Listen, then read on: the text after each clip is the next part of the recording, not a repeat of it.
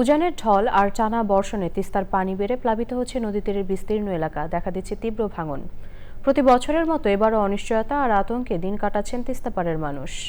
সমস্যার স্থায়ী সমাধানে দ্রুত তিস্তা মহাপরিকল্পনা বাস্তবায়নের দাবি ভুক্তভোগীদের।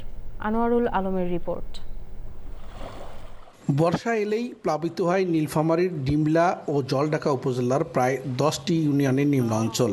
আর পানি কমতে শুরু করলেই দেখা যায় নদী ভাঙ্গন। মুহূর্তেই নদীগর্ভে বিলীন হয়ে যায় আবাদি জমি, গাছপালা, বসতভিটা। প্রতি বছর তিস্তার এবং বৈরী আচরণের সাথে লড়াই করে জীবন কাটে নদী তীরের মানুষের।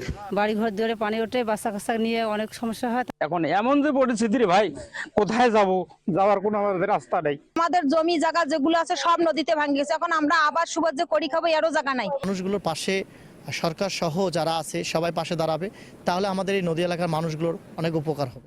সংশ্লিষ্টরা বলছেন, বন্যা ও নদী ভাঙ্গনের স্থায়ী সমাধানে তিস্তা মহাপরিকল্পনা বাস্তবায়নের বিকল্প নেই। আমাদের গভর্নমেন্ট ফান্ডের মাধ্যমে মহাপরিকল্পনা অচিরেই বাস্তবায়ন হবে এবং বাস্তবায়ন শুরু হয়ে গিয়েছে। বাস্তবায়ন কোনো প্রজেক্ট বাস্তবায়ন করতে হলে সেটার ফিজিবিলিটি স্টাডি লাগে। সেই ফিজিবিলিটি স্টাডি বর্তমানে চলমান।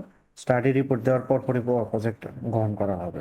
তিস্তা মহাপরিকল্পনা বাস্তবায়ন হলে নদীর গতি প্রকৃতি নিয়ন্ত্রণের পাশাপাশি বন্যা, ভাঙ্গন এবং কৃষি উৎপাদনে ক্ষয়ক্ষতি অনেকাংশে কমিয়ে আনা সম্ভব বলেছেন পরিবেশবিদরা।